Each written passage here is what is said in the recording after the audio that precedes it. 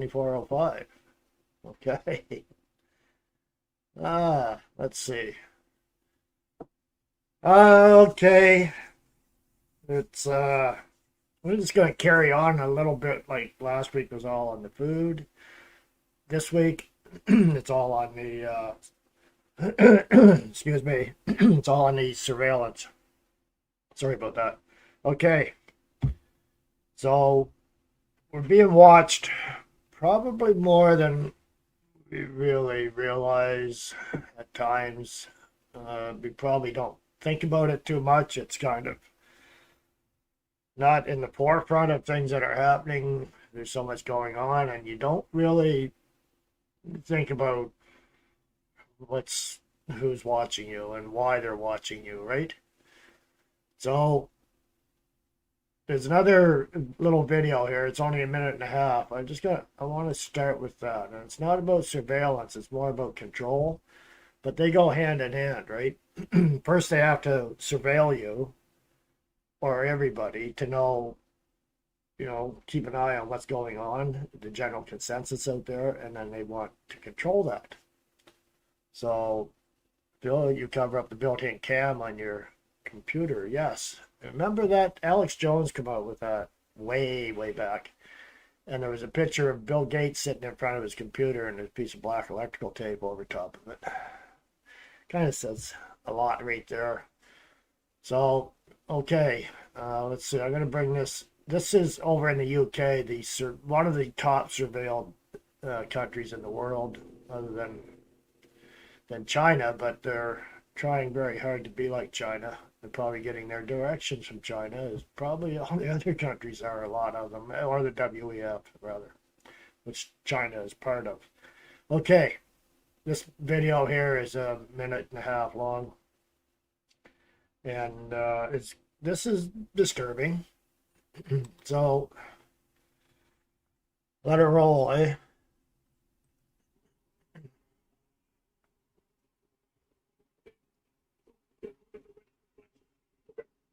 This is Enoch Burke, the teacher who has refused to deny his Christian belief and bow to transgender ideology. Judge Cregan today has given us a new version of the Constitution regarding religious freedom. He said if Enoch Burke practiced his Christian belief outside the gate, this would never have happened. He said it 3 times today. So he is telling us you can have your religious belief outside the gate. But that's not what the Constitution tells us. It tells us that we have a constitutional right to the free practice and profession of our religious belief in our school, in our job, in our shop, wherever we are, not according to this perverted idea and judgment of Judge Cregan. This dispute began when the principal of the school demanded that he call a child by a new name and use the they pronoun. It did not begin with Enoch Burke. He was commanded to deny his Christian belief, to give up his conscience and agree with transgenderism. And today he's getting a life sentence because the courts have decided to agree with the school and lock him up in prison. Yeah, that's kind of what's coming down here with Bill C9. That's in legislature right now. Doesn't look like it's going to pass. I can't see it passing. I think all the opposition parties are against it. Then again, I don't trust the NDP. Even the Bloc, because the Bloc, they tend to be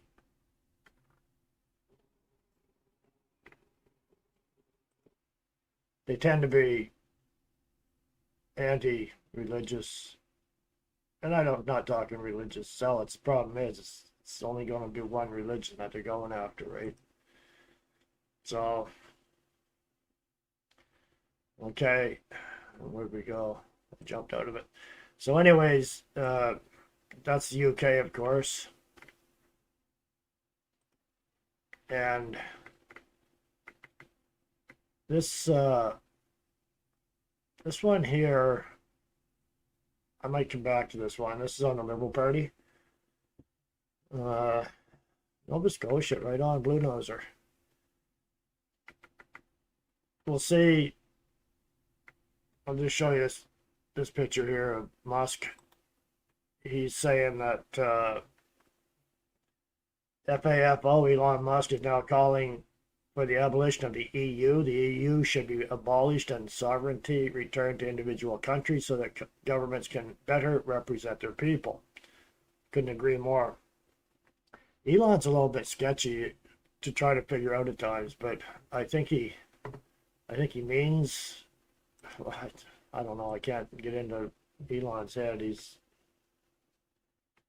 classed as a genius, and I'm far from that, so try and get this pop-up off here. It's stubborn. So, I'm going to carry on. So you're going to get into this. We're going to get into this surveillance a little more. Come on, leave. Get off of there. Just plain stubborn.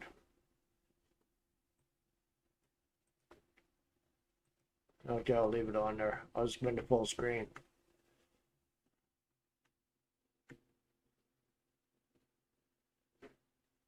If I can find it. Anyways. We'll just ignore that. It's an ad block thing that wants to try to get me to sign up for it. I'm not going to do that. So anyways, this is the Pleb Cruz, BTC Foundationalist.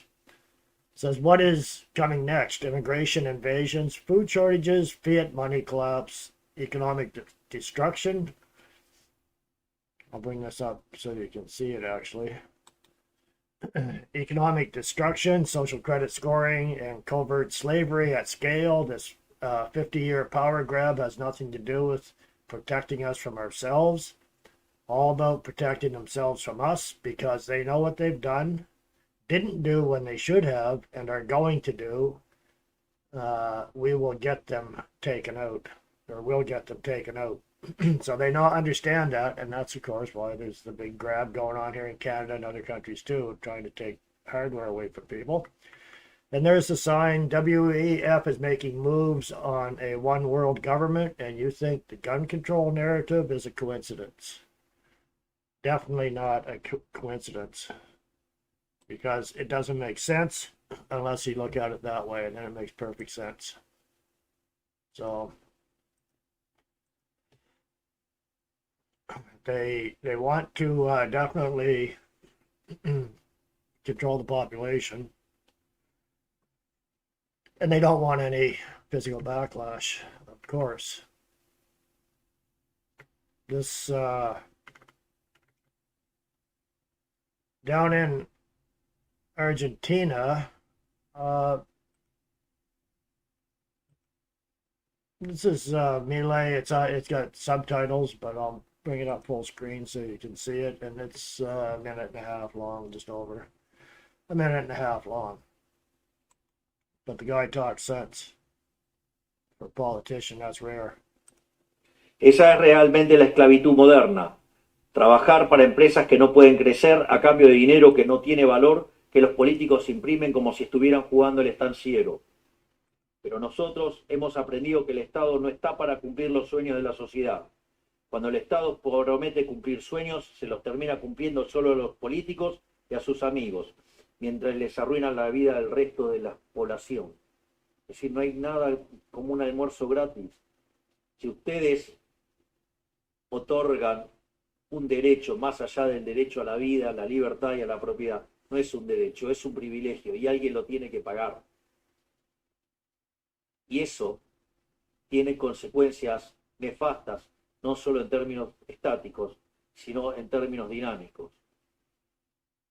La idea de donde hay una necesidad nace un derecho es inconsistente porque las necesidades son infinitas. Los derechos hay que pagarlos y los recursos son finitos. El mercado, el problema de las necesidades infinitas y los recursos finitos lo resuelve vía el sistema de precios con propiedad privada.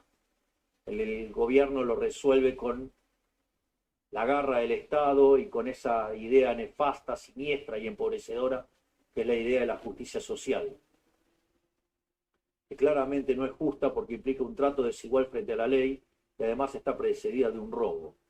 Por lo tanto, es una atrocidad que lo único que puede generar es miseria. Y si quieren un caso, es el caso Argentina.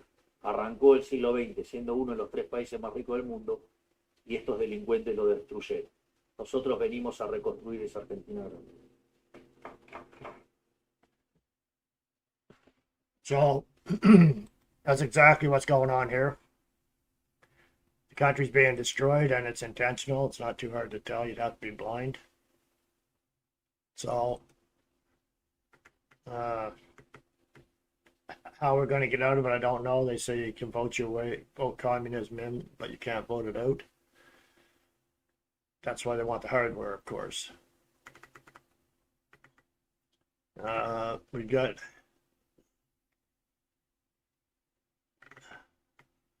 trying to bring up a couple here. You're all familiar, I'm sure, with smart cities. I'm not sure if I want to go into that one right now. It's a short one too, but this one here is, try to find it. This, the Wall Street Apes, I think it's A federal judge. I think it's all of 40 seconds long. It's just another look at another form of surveillance, which is very common. We see it everywhere now. Where am I? There. It's always on the pole everywhere A you federal look. judge in Norfolk has made the locations of more than 600 flock safety surveillance cameras across Hampton roads public. The first time such a list has ever been released. Local cities and counties had previously denied requests for this information, citing Virginia's open records law and critical infrastructure protections. But now a federal lawsuit claims the city's use of these cameras violates Fourth Amendment rights, which protects against unreasonable search and seizures. The complaint, filed in 2024, seeks to stop Norfolk's use of the flock system and erase the data already collected. A federal judge in Norfolk has made the locations of more than 600 flock safety surveillance cameras. So, the United States, they have a constitution. We sort of do, but it's not followed, especially with liberal government. And I know the Constitution in the U.S. is pretty thin and frazzled when the Democrats are in too. But when it comes right down to it, rights, well, we might have more rights than they had back in the times of the peasants, but that's why they want peasants now, I guess, so they can take the rights away and control us. The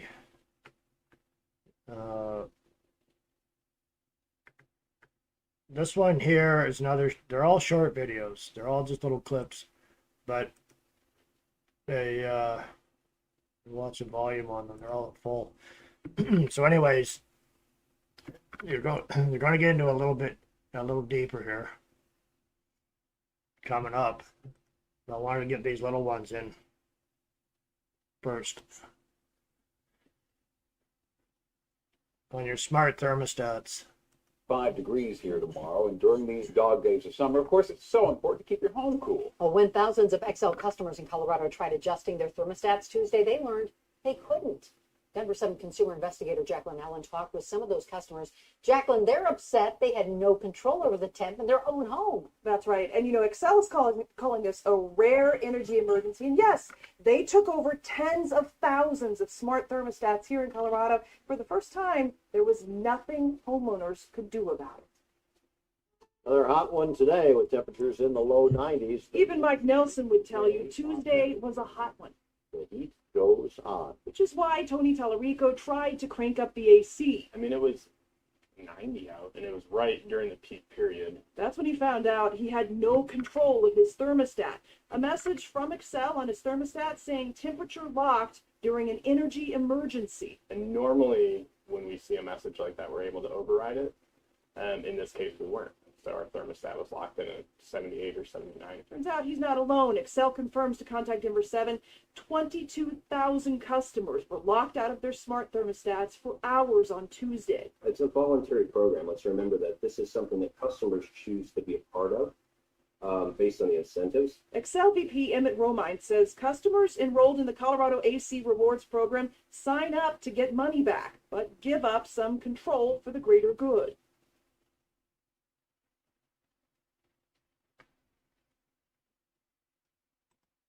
It's not really voluntary. I don't think it's similar. If it's anything like here where they want the smart meters and they say, well, it's voluntary, but everybody's got to have one.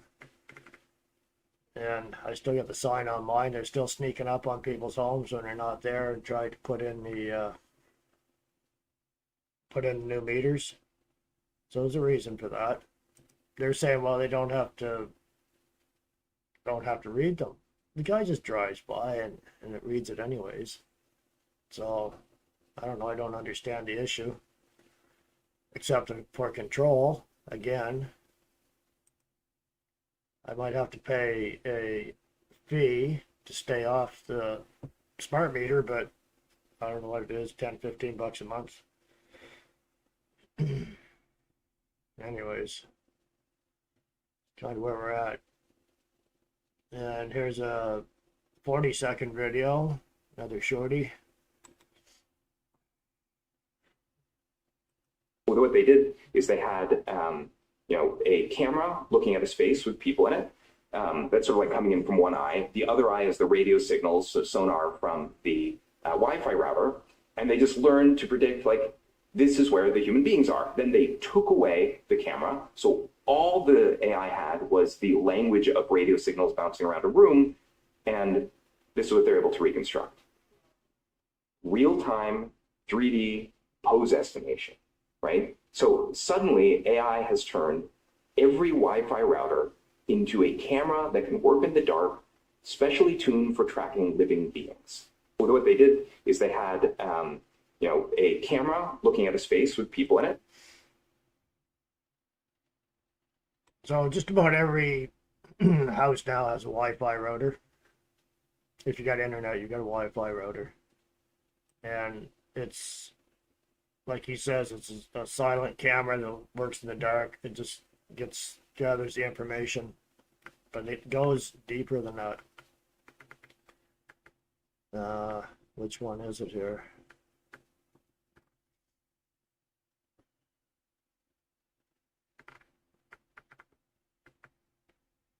Okay, this one here, Matt Wallace. I think he shows it a little more. I can't get that one to come up. But this one here is a little spooky, and how they can actually get all your information just by looking at you on the street or anywheres. So this is this new gadget that they have that's available to anybody, I think. We built glasses that let you identify anybody on the street. The information that is collects from just a photo of your face is static.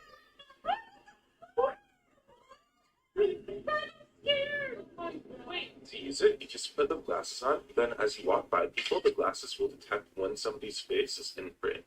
This photo is used to analyze them, and after a few seconds, their personal information pops up on your phone. Right? This is Steve Allen. June Lee, right? Yeah. Oh, You're this photo is great. This is like you're from Bergen County Academies? Yeah. Your Korean name is Ju Yoon? Cambridge Community Foundation. Oh, hi, no. Wait, are you that's Oh, okay. I think I met you through like the Cambridge Community Foundation, right? Yeah. It's great to meet you. I'm Kane. Oh wait.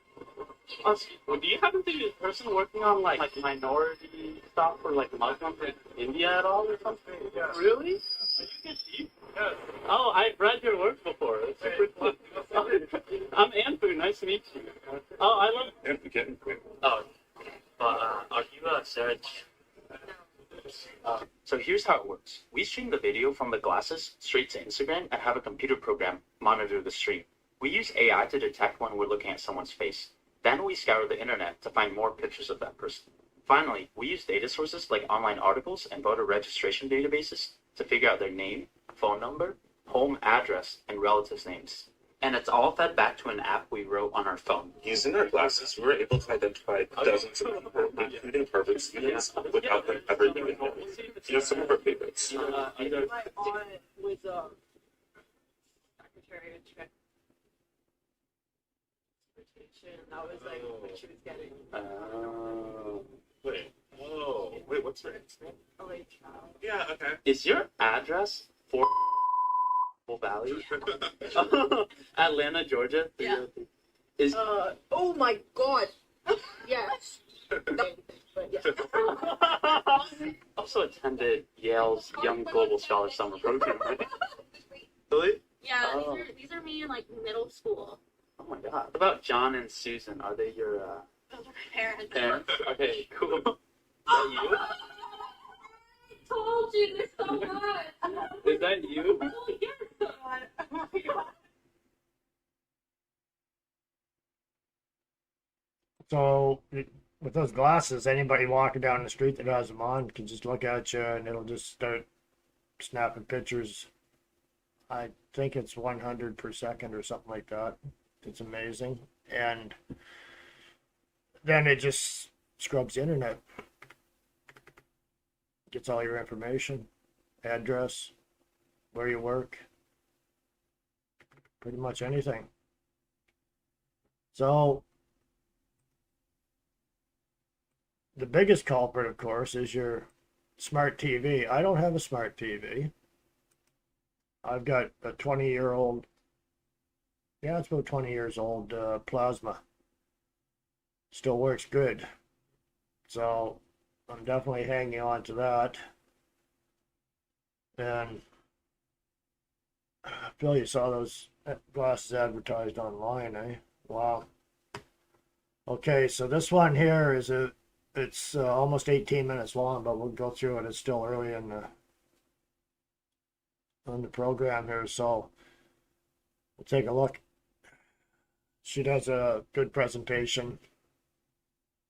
Your smart TV is taking constant snapshots of everything you watch. Wait, what? Isn't watching TV meant to be a private activity from the comfort of your own home? Not anymore. Do you think that the things that we're watching on our smart TVs are private, just between us and our television? Definitely not. In this video, we're going to take a look at what smart TVs are actually doing behind the glass. We'll break down how they collect your most sensitive data. We'll explore how that data is used to profile and manipulate you. And finally, we'll go over some ways to protect yourself. Basically, in internet age, smart TV watches you. Let's get started by understanding what smart TVs are and how they operate. They're basically just modern TVs. It's almost impossible to get a non-smart TV these days. Most new TVs connect to the internet to stream shows and movies on demand.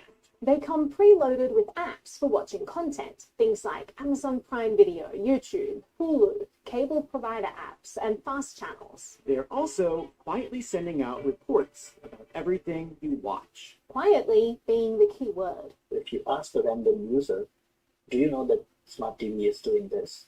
They will likely not know about it. Yash Vakaria is a researcher who worked on a paper about how bad smart TVs really are for privacy. Our study focuses on two major players in the market, one being LG and one being Samsung. While we were investigating this, we stuck upon something which is known as ACR, which stands for Automatic Content Recognition. It's a technology built deeply into the OS of modern TVs. How it works is basically the smart TV is continuously capturing snapshots of whatever the user is streaming. Now, these snapshots could be audio snapshots or video snapshots, or it could be both. And by doing this, the TV manufacturer is able to recognize whatever is playing. ACR data allows them to know which household is watching a particular program, so that they can target ads to impressionable audiences. You will be astonished by the number of snapshots they collect every second. How many snapshots are they collecting? LG openly mentions that this frequency is 10 milliseconds for them. Every 10 milliseconds, a snapshot's being taken. Yeah.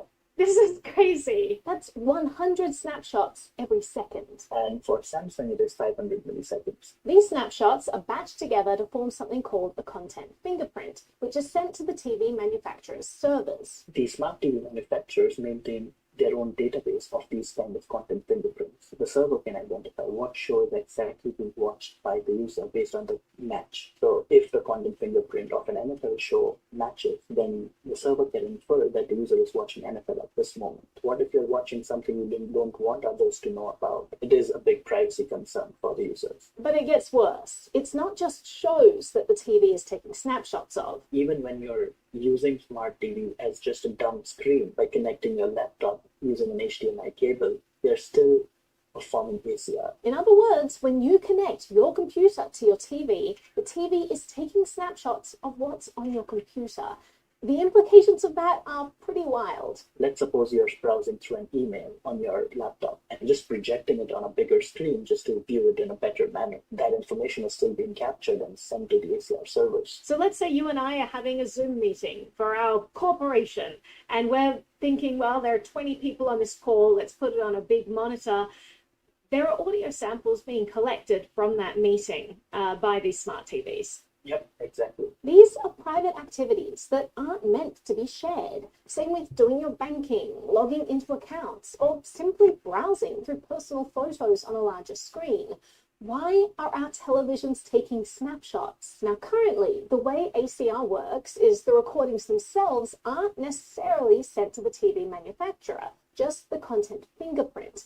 But your TV itself is still collecting these snapshots. And as we know, modern AI can instantly identify what's in any photo, right down to the most subtle details. This technology just keeps getting better too. It's going to get easier and easier to recognize everything. According to Toby Lewis, global head of threat analysis at Darktrace, ACR could be used in conjunction with data from facial recognition built into the TV's cameras, sentiment analysis, speech to text, and content analysis, all put together to build an in-depth picture of an individual user. We should presume that that's the direction we're headed in, moving away from fingerprint-powered ACR and into an era of instant AI-powered content recognition, where every subtle detail of what's on your screen will be tagged and analyzed. And ACR is just one tool currently used to spy on us. There are all kinds of other ways that these companies collect our data, like collecting IP addresses or through data sharing agreements. A 2019 study by researchers at Northeastern University and Imperial College London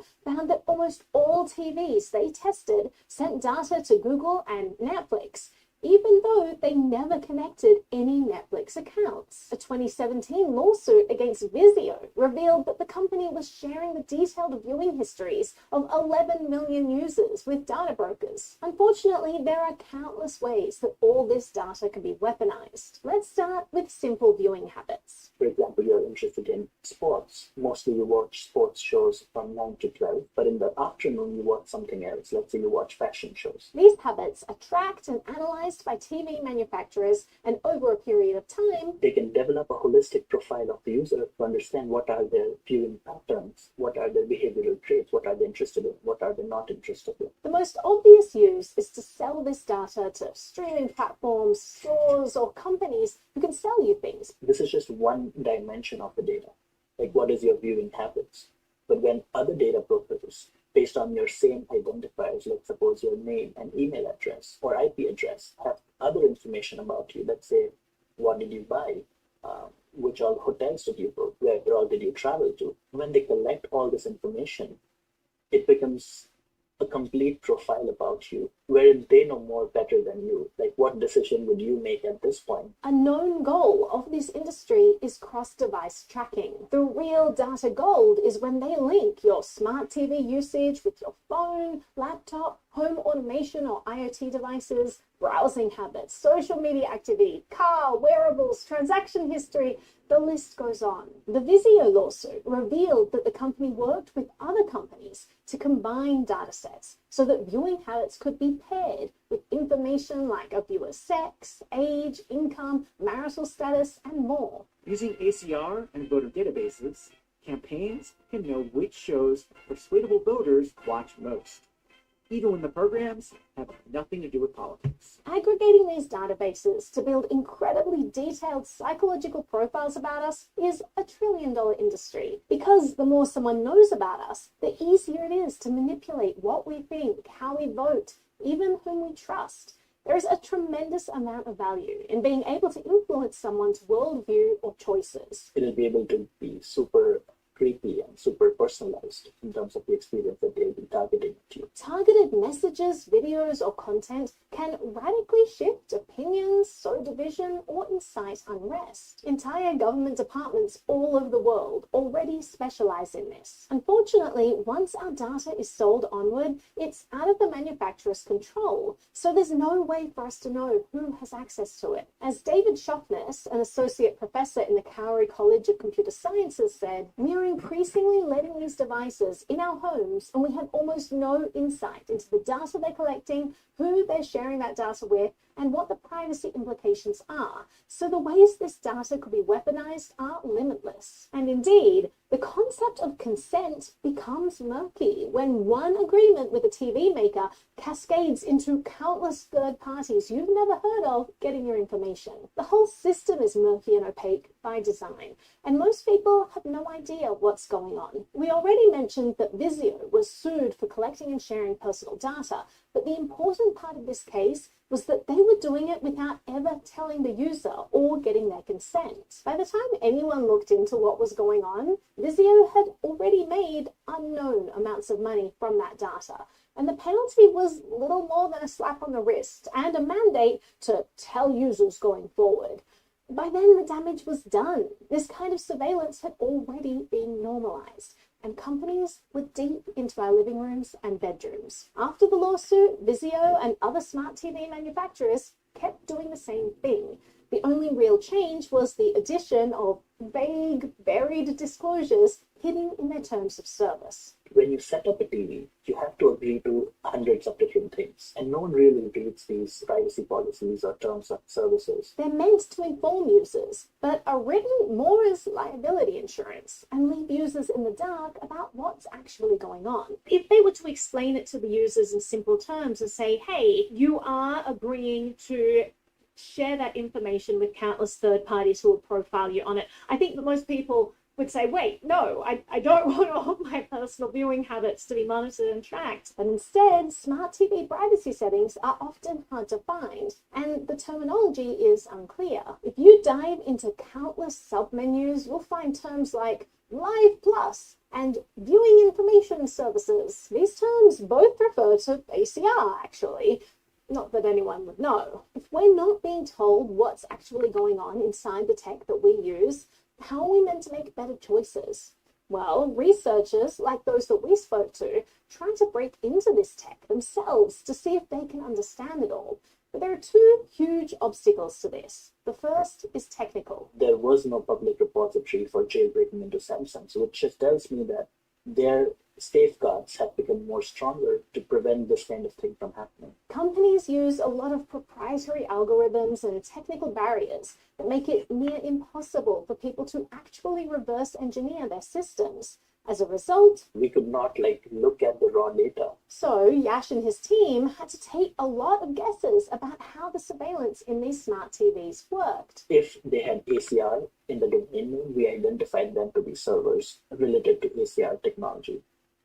However, this is just a lower bound because we don't know if they're using some other domains for the same purposes. Let's say Samsung@.com. It really is a testament to how opaque these systems are. The fact that you have to infer so much. The second obstacle that researchers face when trying to investigate surveillance, and it's a huge one, is legal.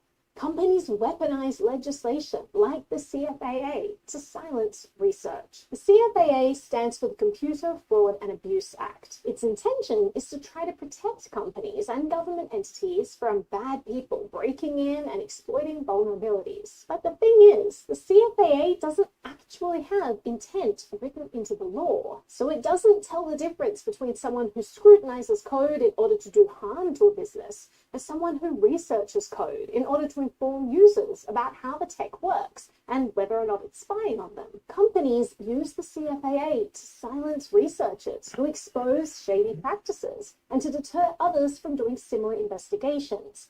As a result, researchers are often too scared to publish their findings, not because they've done anything wrong, but because they fear being sued by powerful companies under vague and outdated laws. They're arbitrarily going after security engineers who are trying to reverse engineer this kind of code. But really, it's by analyzing this code that we understand what these companies are actually doing. It's not fair that they're creating this safe moat around themselves and putting up all these barriers so that consumers never really understand what's going on. They are kind of protecting themselves, but it is really hurting privacy research that goes into figuring out these things and what exactly these companies are doing and how are they tracking the users. We need more researchers looking into this stuff, and we as consumers need to be allowed to educate ourselves about what's actually going on. The CFAA really needs to change. So, what can we actually do to better protect our privacy if we want to watch TV? First, don't connect your smart TV to the internet. Keep the Wi-Fi on the TV off and instead watch TV by connecting a laptop or some other device that you trust more. If you disconnect the smart TV from internet, there will be no ACR traffic, so they will not be able to send any of this information to their servers. But still, this is an OS integrated mechanism, so they will still be collecting that information. And it's possible that if you ever connect to the internet in the future, that data might all be sent out in bulk. But presuming that you never connect to the internet again and only use your TV as a dumb monitor for your laptop, even if they are collecting the information that never leaves your device. Next, you can comb through your settings to find all the different toggles on your device that need to be switched off in order to opt out. Good luck! By opt out, I mean opt out of everything related to advertising and tracking, or anything related to AI. This can be a difficult task and likely requires you going to many hidden sub-menus to find all the settings. Opting out of all of those things will block all the traffic going to the ACR servers. The TV may still collect this data, but it won't be sent off if you trust that the TV is doing what it says it's doing, and if you can be sure that you didn't miss any settings. Another solution is you can try to find a device that isn't smart. This is not easy. It's almost impossible to buy a non-smart TV these days. I recently scoured the internet, finally found one and ordered it, and when it arrived, it was a smart TV. And I wrote to complain that none of this connectivity was in the specs, and the seller told me that, oh, they didn't have my model in stock, so they upgraded me. I didn't consider adding spyware to my TV an upgrade. You might also consider buying a projector instead of a TV. There are still a few dumb projectors in existence, but even they're getting rare. Or you can look for a dumb monitor, but they only go up to a certain size and it's nowhere near the average consumer television size these days. We hope dumb TVs are brought back to the market instead of smart TVs. Next, we can be vocal that we value privacy and ask hard questions when we buy electronics. When you go and buy some device in the market, privacy is not really a factor that people consider. And that's, I think, partly because of lack of awareness. So we need to spread the word about what's going on and push companies to make better devices. Hold them to higher standards and tell them that privacy is important to us. Even just getting this conversation started really goes a long way to moving the needle. Finally, we can fight back against the CFAA and make sure that researchers are protected. It's just so important that people with the technical skills are using their talents to really dive into this stuff. I think it helps empower everyone. One thing that we're doing at the Ludlow Institute is trying to support more researchers with these kinds of investigations. If you are a privacy researcher who likes to reverse engineer things and you're interested in uncovering hidden surveillance in everyday tech, please reach out and apply for a grant, or let us amplify your work.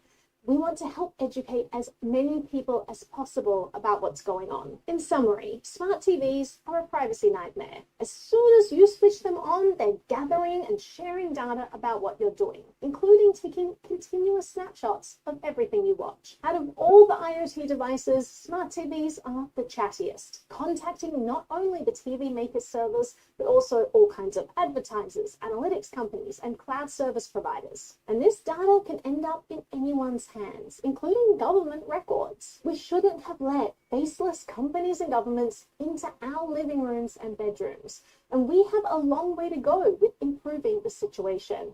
But it starts with awareness. It's time to blow the lid off the pervasive surveillance in our lives. We may have gotten to a bad place, but let's make better choices going forward and start spreading the word. NBTV is a project of the Ludlow Institute, a non-profit research and media institute. If you'd like to join the cause and support our grants program, Yeah. Like I say, I don't have a smart TV. Actually, I do have one in my off-grid, but I don't have any internet. I got no connection to anything. And I don't watch the TV here, but I am connected to my computer, so I'm kind of tied in. Anyways, yeah. But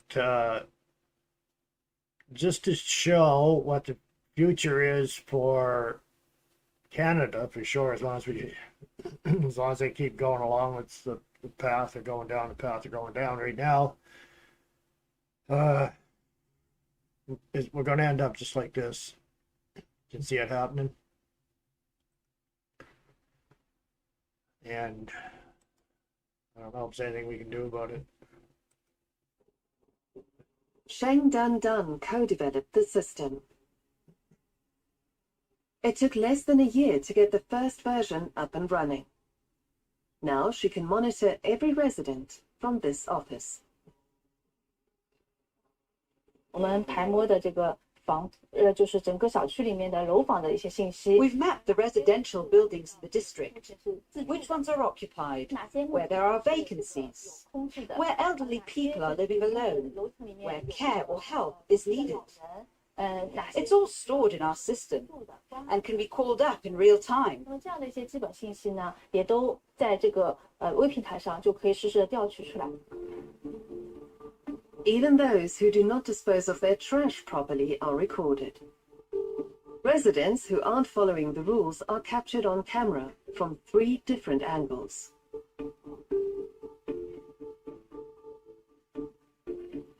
The so-called brain acts swiftly. Whether it's an illegally parked car or unsolicited advertising, offences can be handled by patrol officers who are connected to the control centre via a mobile app. 居村的干部或者是我们居村里面的志愿者发现问题。 As soon as the squads and volunteers in residential districts spot an issue, they can report it and upload footage. They take a photo, report the issue, and then our system automatically decides. Excuse me, kind of reminds you back during the pandemic, right? How neighbors were so eager to rat on their neighbors for not wearing a mask or not anything. Too many people in the room in your house at one time. Neighbors that the people thought were just neighbors, but they turned out to be government spies. And they never got any rewards for it. They just enjoyed ratting people out. But that's what's going on here too. They might even get rewards here in China. Which department to forward the matter to? 这个事项可能是由哪个部门进行有效的一个处理的。 The brain in Shanghai's Pudong district is just one component to the overarching surveillance plan the Chinese government is pushing across the country. The goal is to have complete coverage in all major public places, such as train stations, street intersections, and parks. China's state media boasts that police can identify every single person on the street in just 1 second.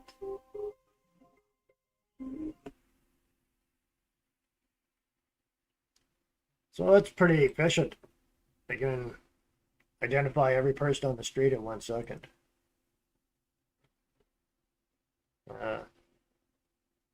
The surveillance is still being improved on. So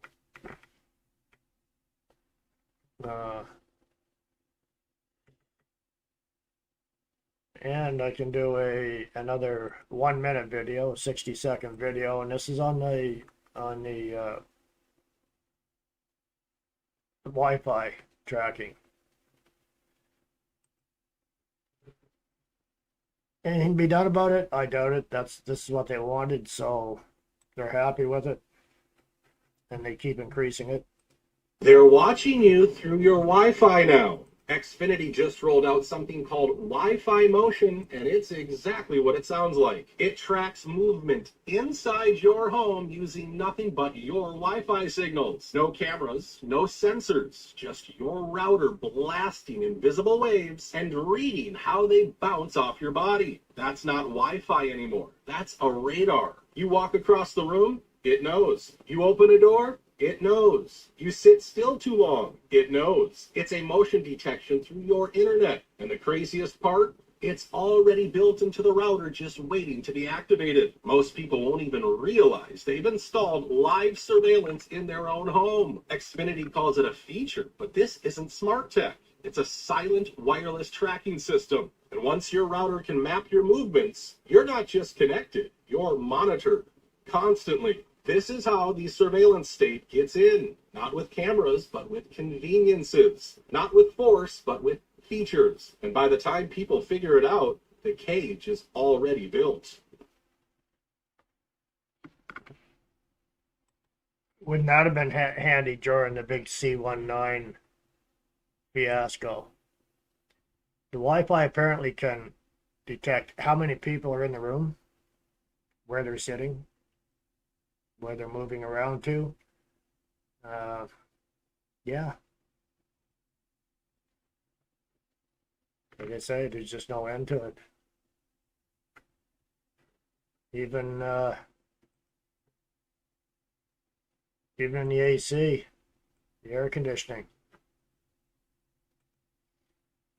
It's like every appliance, everything. I have no smart appliances.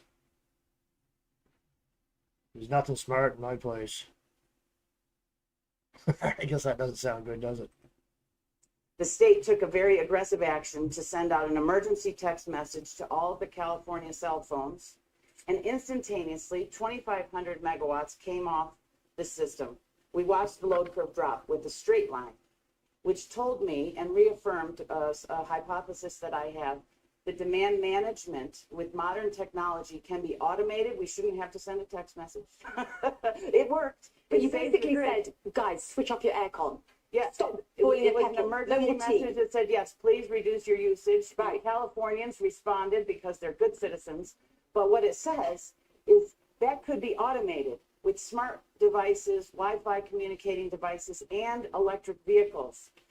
As a power resource, bi-directional power resource back to the grid would be even an additional asset that was what I would refer to as anyways economics. People have already purchased the electric vehicle. It's an investment anyways. Get its full value by putting its power back to the grid.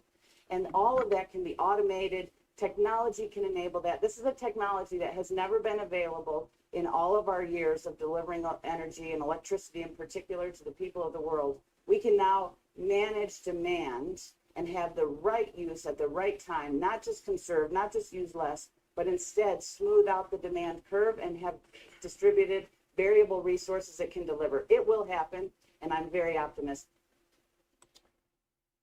So that's another issue too. All these people that buy their electric vehicles,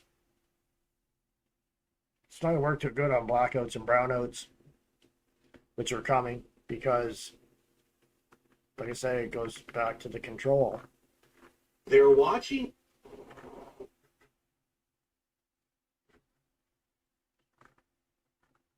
I'm going to switch over to a little bit of Canadian politics, present day politics. The crap is going on. If I can find it here, I'll bring the guy up.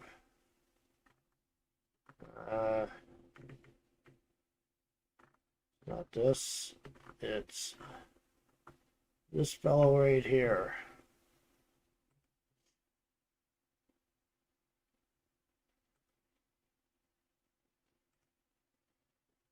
This is Carney, about Carney. It's not Carney, of course, but this is what's going down here. Not too surprising, but there's a lot of connections, of course. That's what politics is all about, is connections.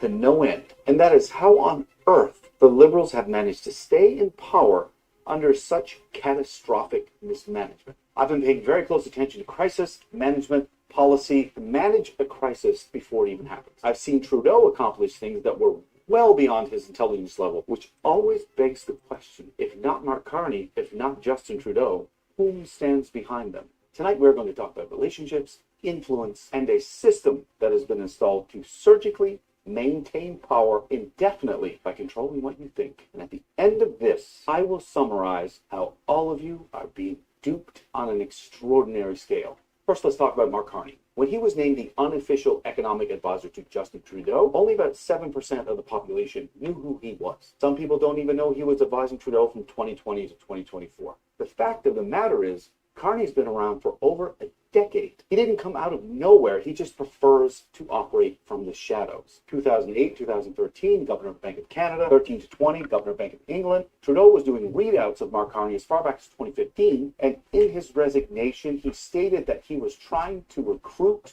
Carney to run as leader for years. And this was heavily considered back in 2011, but Carney wanted to stay with the bank, because at the bank, he had his finger on the pulse to global finance. You should also know that Mark Carney's wife, Diana Carney, was also an alumni and probably better connected than Carney. From 2010 to 2013, served Vice President of Research for a progressive, liberal-aligned think tank on energy, environment, and income inequality. She's an important figure later. Now everyone is going to know who you are. Carney is also a foundation board member of the WEF, the World Economic Forum, from 2010 to present day. He is still heavily engaged, and Mark and Trudeau have been at WEF summits together as far back as 2018. They are well known for the Great Reset campaign, which was launched in 2020, stakeholder capitalism, climate and ESG agendas, young globalist leaders. I'll read you a quote later from Klaus Schwab regarding our own government. It's important that I mention this because you remember that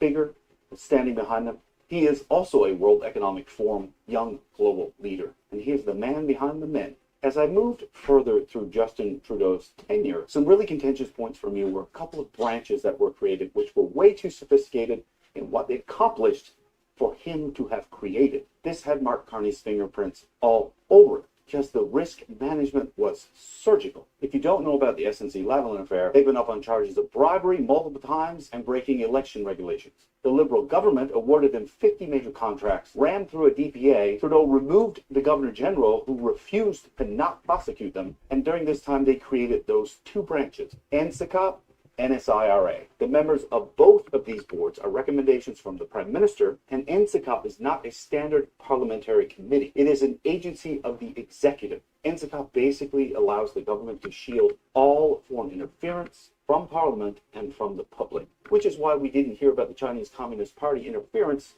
for 4 years till after it occurred. NSIRA does something completely different and gives the Prime Minister and the Cabinet control and appointments to see classified documents first and then decide what Parliament and the public gets to see. This was sold as transparency and oversight, but it gave a sitting Prime Minister incredible power to conceal information and do damage control. During this tenure, $1.5 million in contracts was awarded to the company owned by the man I'm speaking of.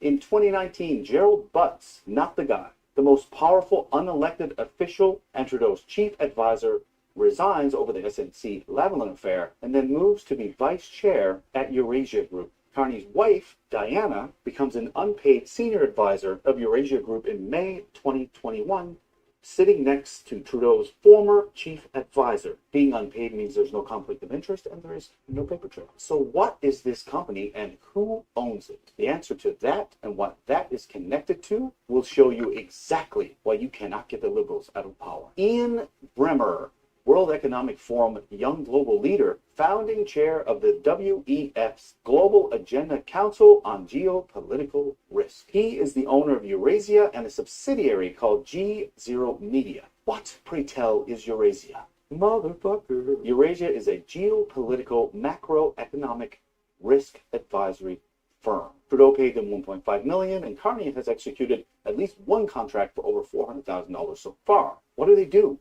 Recession risk assessment, political stability implications, market confidence analysis, credit rating consequences, social and electoral risk management.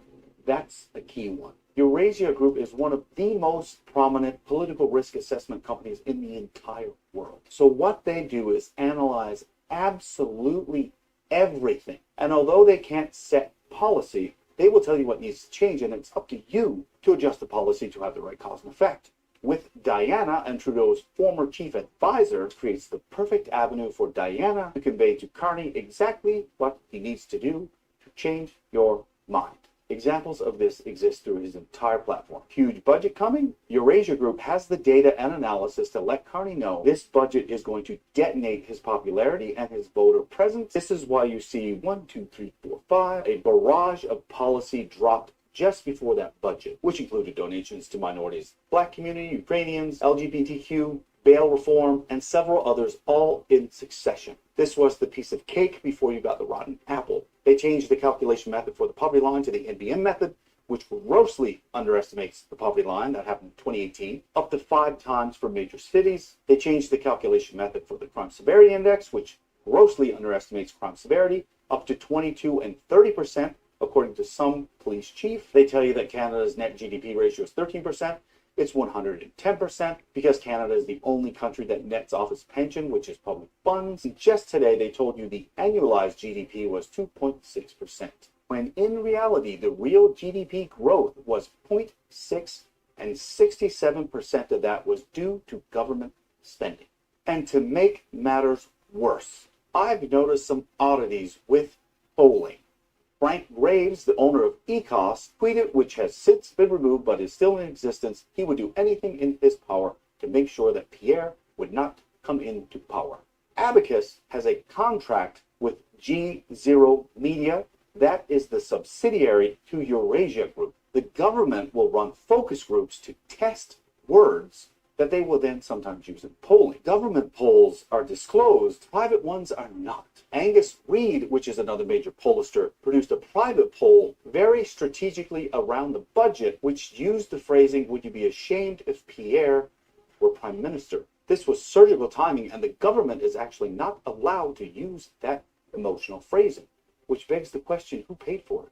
In Degrees of Democracy 2010, Stuart Soroka and Christopher Welson demonstrated that citizens in the UK, the US, and Canada adjust their preferences like a thermostat. When they perceive government has moved policy in one direction, they move in the opposite direction. But only if they get clear cues from the media about what actually changed. That is very interesting when you see someone like Carney sometimes distancing himself from green energy, knowing that in his book Values, he stated that climate change was an existential crisis and required mobilization that has not been seen since wartime. The reason why you see this is because a company like Eurasia will assess the damage control of policy, and they will make that adjustment just to stay in power. They are not changing policy for democracy. They are doing it for political risk management so they can get a majority vote. So let me break this down. Everything you see and hear, every policy that pops up is being dictated and influenced by one of the most prominent, technologically advanced political risk companies in the entire world, owned by Ian Bremmer, who founded a board with the WEF doing the exact same thing, who has Mark Carney's wife, Diana, as a senior advisor, who has Trudeau's ex-principal secretary, the most powerful unelected person in the formal government, Gerald Butt as vice chair, and one of Carney's PMs, Solomon, worked for that subsidiary G0. Abacus feeds directly to the Trump stunt. So what is the main goal of your current Liberal government? Aside from the astronomical amount of conflicts of interest, everything they do is surgically executed to maintain just enough popularity to stay where they are and slowly but surely squeeze you into net zero. If you don't believe me, just acknowledge the fact that Canada has one of the highest immigration levels in the entire world, and the Liberals also reduced citizenship from 5 years down to 3 years. That alone will create enough new voters whom are twice as likely to vote for the leading party to kip an election. Another Eurasia example, taking $4.3 billion from Veteran Affairs, giving $4.3 billion to the Ukraine. Why? There are just over 400,000 veterans. That's your voter demographic.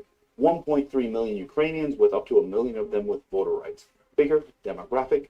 Give them the money, plus that 4.3 billion can be used to pay for reactors for the Ukraine by a company that is owned by Mark Carney's transition fund, which blows his carried interest through the roof yet again. The system that they have in place is absolutely catastrophic. Having that system in place while simultaneously creating pockets of voters everywhere is going to make it very difficult to get them out of office. And if they make us poor enough and introduce general basic income, which I promise you is mathematically impossible under this fiscal landscape, will create the biggest Liberal voter base you've ever seen, and you'll never get them out. You might get one chance in a spring election. So Ian Bremmer, Diana Carney, Mark Carney, Gerald Butts, good old Solomon, I know exactly what you're doing, and I have piles of information to prove it.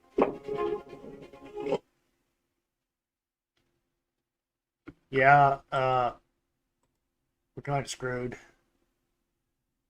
I can't believe it that these people that put this bunch in are so happy with them. It's like, whoa, you're doing a great job, that Carney. I don't know. I'm kind of just lost it now here because it's the insanity is, well, okay. Speaking of insanity, I'll show you insanity. You're gonna hate me for this. Anyways, you look at the guy on the bottom, and I look at that guy and I think he's like that type of neighbor that comes over and you say, just go home, but he wants to explain things to you, and you say, no, just go home, and the next day he's back again. He's one of those ones you just can't get rid of.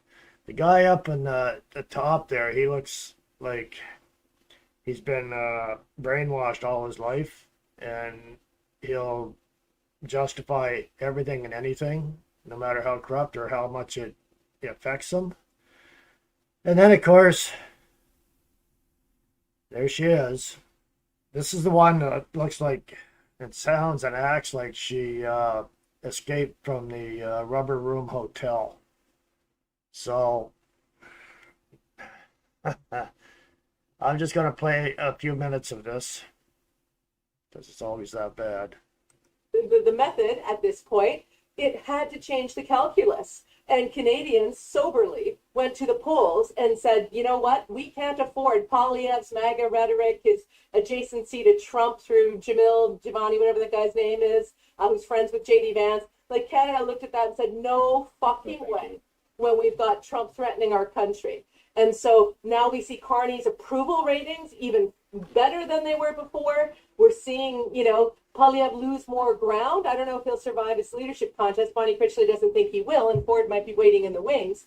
But the reality is, we've got a sober, smart, good man as the prime minister. I mean, poll after poll. There's a new poll out yesterday. Leger poll shows Carney 43% support across the country. That's really good numbers.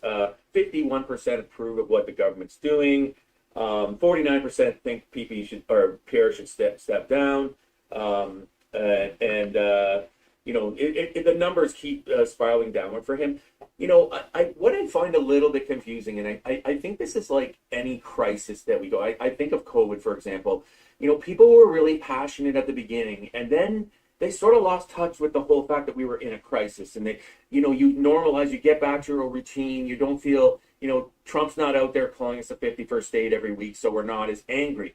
Look, that threat is still there. He just figured out that maybe that wasn't the right way to go about it, was to keep annoying us and antagonizing us. But that's still the goal.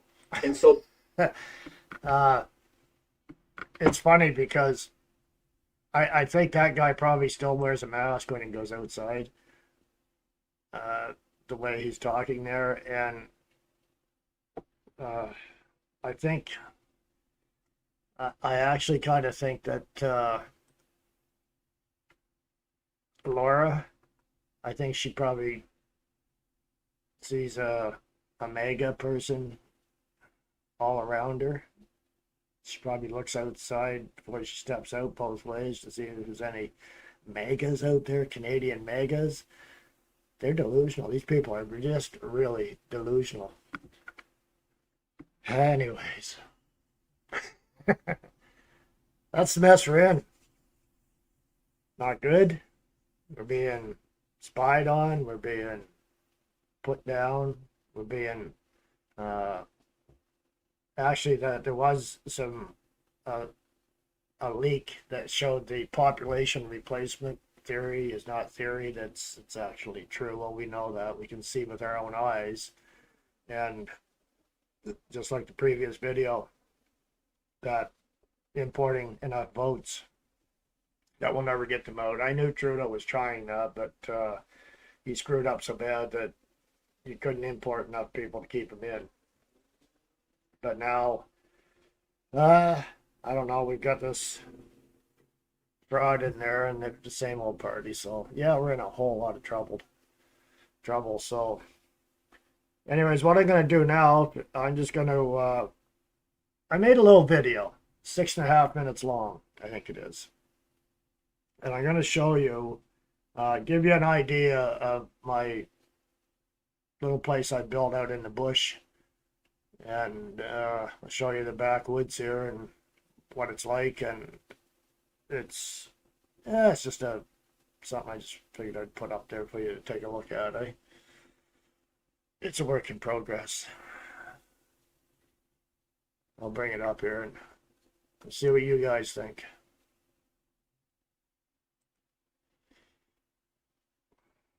Where am I here? Okay.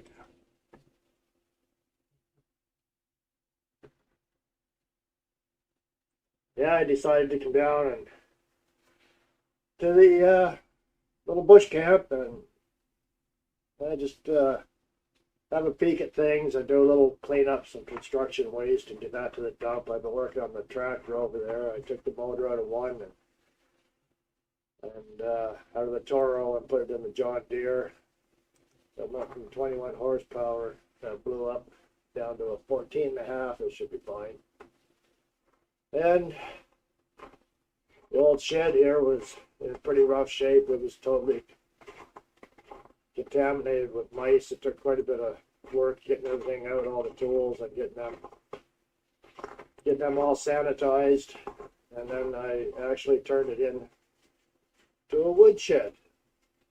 So it worked out pretty good because you see I had to build another shed. So the wood shed here is pretty good. I mean, I'd like to have a bigger one, but it is what it is for now. I got it all sanitized in here. All the old insulation. I don't know why I put insulation in there. I got that out off to the city dump. And then this is the little shed. This is a fake outhouse. There's an old generator in there under what looks like the bench. There's a toilet seat. We ripped the toilet seat up. It's just solid. But this here, this little shed I built this year, and it's all ready now for the steel roof. steel siding. I'll do that next year. Probably one of the first projects in the spring. Pretty quiet out here. Got 13 acres. I'm right on the river. I built back from the river just because, well, I wanted to do septic. I didn't want any issues with the river, so my neighbors built on the river, right on the river bank. But the thing is, one of them was broke into 3 times now. I've got a nice long driveway, so I haven't been hit. Well, still under construction. It's a work in progress. We got some work to do. But anyways, I did have a rodent issue, which I have now solved, so I can go hard on the construction here now. See how it goes. I was busy. Wow, like all summer, spring, summer, and fall, actually. So here it is now, almost the end of November, and it's chilly. It's quite chilly. Yeah, this is the neighbor just, a few hundred yards away, or a few hundred meters, I guess now, since it's Canada. So they got their place pretty much 100% complete. Good for them. Another neighbor just in behind them there. And this is the river. Water's up a little bit. I see it is. A pretty dry summer. Walk across, not even get your ankles wet, I don't think, but seems to be up and running pretty good there right now. So be a little while yet before it frees up. I'd say another 3 or 4 weeks probably. A lot of ice comes down here in the spring. There's a lot of huge ice flow, and it really rips up the riverbed. It's not very deep, so it moves boulders or rolls boulders right down through the river there, and it changes every spring. Once that ice is gone, the river has changed a lot. Well, anyways, it's getting a little chilly out here. I didn't quite dress for this. Well, quite a hill coming, getting down there to the river, but not too bad right now. I don't think I'm going to even have to go into 4-wheel drive to get up here. Reston Road, farther in, is worse. There's been more traffic. Beat down. It's a lot of ice. We'll see how it goes. I don't see there being any issue really. I'm going to put the 4 high. I'm going to put the 4 high. I'm going to get out of these wheel tracks and get onto the snow. Yeah, it's been a little bit there. I guess I'll have to flip it over into 4 high. Started to skid there for the ditch. Deep ditch. Stuck down there. There we go. Pick up a little gravel on the way. This is worse, but that little bit at the bottom. And up here. Something gravel and good to go. A little rough. That's what you get when you're out in the bush, eh? Don't get no pavement here. It's pretty peaceful, pretty quiet, pretty rare anybody ever comes around. People end up out here following their GPS. It shows that they get across the river, a bridge, so they can't get across. A little squirt of gas to get going there. There we go. There's some gravel to grab on the way out. No problem. The old Ford takes you to the top.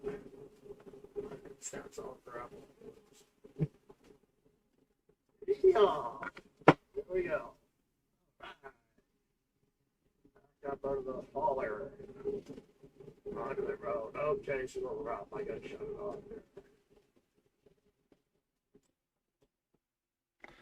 there. Yeah, yeah, it is moose country, Bill.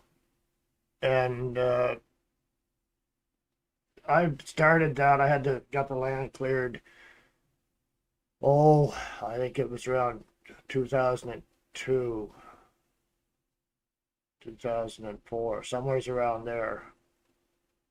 And I bought a fifth wheel.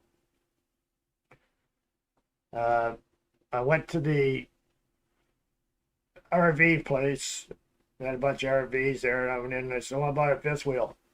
So the guy said, oh, great, yeah, I can get you one, no problem. So we go out, and of course he showed me a new one. I said, no, I don't want a new one, I want a used one. He said, well, okay, I got a used one over here for 15 grand, I think. And I said, I need something cheaper than that. He said, well, I got one for 12, no, 10, no. He said, how much do you want to spend? I said, little as possible. He said, I got an old beater out here. And I said, let's go look at it. It's 5 grand. So that's the one. I needed something to stay in while I started construction. I built that with a handsaw and a hammer. And I think I might have used a chainsaw on the beams underneath the carrying beams. And of course, I had to bring the generator out and the grinder to do the steel siding and the steel roof. Took quite a while to do that by myself. I had a hand standing the rafters up, and that was it. The rest was all just a one-man job. Got the plumbing in, of course. That's no problem for me. I did plumbing for my neighbor, too. So, we're pretty good friends, the three of us. I've had lots of wildlife. I was out grouse hunting this fall, and I just had grouse for dinner the other night, actually. Very quiet. It's a dead-end road, of course, so it's all I need. I can get a signal, cell signal at the end of the driveway, and I could put a booster in. I have a booster, but I'm all off-grid. It's solar, and I do have a wind turbine too, but I've never set it up yet. So, yeah, it's definitely a getaway place. And like I say, it's private, so it's all good. Might never know. Might have to move out there someday. I'm stuck in the city, and I hate the city right now. I hate the congestion, the traffic. I hate everything about it. And it is what it is. Yeah, I mean, I think I do. And what I did was, that was a pay-as-you-go, right? I'm not in debt on it. It's, and inside, I've got building material in there. I've got enough to do my drop ceiling in the bedroom, and I bought a drywall lift. I'm gonna put drywall in the ceiling. It's pretty tight. I got R40 in the ceiling for insulation, R20 in the walls. So yeah, it's heats up pretty good. So anyways, that's my little spot. Maybe later on I get some more stuff done inside. I can do another quick one. I've got like I said, I have a TV out there. It's a little Samsung TV, and I take my laptop out, and I have an external hard drive, and I can just plug it in, and I can watch stuff I downloaded off the internet on there for entertainment evenings. Yeah, I still live in the city. Yeah, still in the capital. Yeah. So, yeah, I've got the road is plowed in the winter. It's a contractor that does it, and he does my driveway for me, and he gives me a nice big turning spot in there, and very reasonable. He doesn't charge me hardly anything to do it.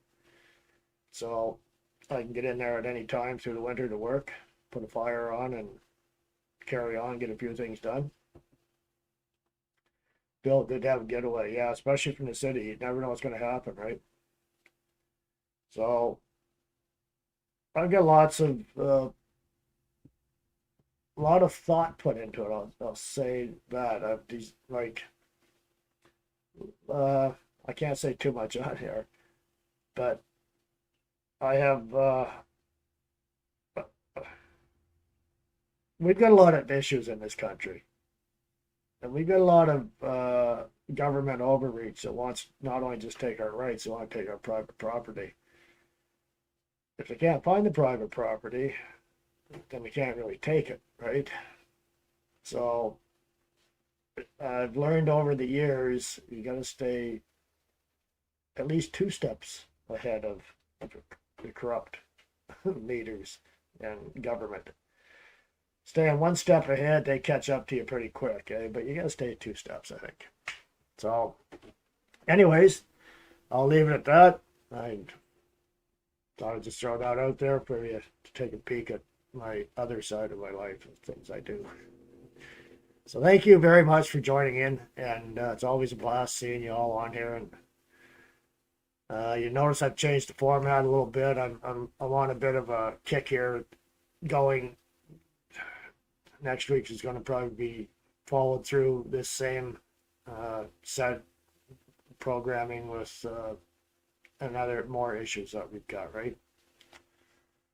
So folks, this is December 7th, 1941, Pearl Harbor, right? So look back at the history. Could be coming again. So you all take care, and bye for now. God bless.